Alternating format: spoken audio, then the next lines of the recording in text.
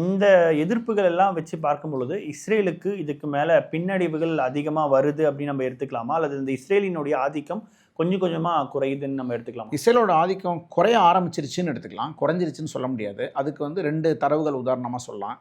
அவங்க வந்து soft power index அப்படின்னு ஒரு கணக்கு இருக்குது உலகத்தில். அதில் டாப் 10ல் இருந்த இஸ்ரேல் 33வது இடத்துக்கு தள்ளப்பட்டிருக்கு.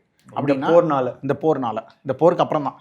அதை தான் நேரடி காரணமாக எடுத்துக்கணும். சாஃப்ட் பவர் இண்டெக்ஸ்னால் என்னென்னா, ஒரு நாட்டோட தலைவர் ஃபோனில் கூப்பிட்டு சொன்னாலே ஒரு வேலை நடக்கும். அந்தளவுக்கு ஒரு வலிமை மிக்க தலைவராக இருப்பாங்க. அந்த நாட்டுக்கு அந்த மாதிரி ஒரு முக்கியமான ஒரு வலிமை இருக்கும். இப்போ இந்தியாவுக்குலாம் சாஃப்ட் பவர் இண்டெக்ஸ் ரொம்ப ரேப்பிடாக இன்க்ரீஸ் ஆகிருக்கு. ஆனால் அவங்களுக்கு டிக்ரீஸ் ஆகிருக்கு. ஏன்னா இதில் 2 அம்சம் இருக்குது. ஒன்று வந்து அந்த நாட்டோட தலைமை ஒரு விஷயத்தை அணுகிறது. 2வது அந்த நாட்டோட மக்களோட வலிமை. இப்போ இந்தியாவுக்கு இன்க்ரீஸ் ஆனதுக்கு காரணமாக நான் புரிஞ்சுக்கிறது, அந்த நாட்டு மக்களோட வலிமை. இவங்க ஒரு துறையில் முன்னேறி வரதை உலக மக்கள் பார்வையில் சாஃப்ட் பவராக பார்க்குறாங்க. இவங்களை நம்ம ஏற்றுக்கணும், நட்பு பாராட்டணும்னு நினைக்கிறாங்க. இஸ்ரேலுக்கு நடந்தது பார்த்திங்கன்னா, டாப் 10ல் இருந்தவங்க 33வது இடத்துக்கு ஏன் வராங்க அப்படின்னா, அவங்க நாடு இந்த போர் அணுகுன முறையை விரும்பலை.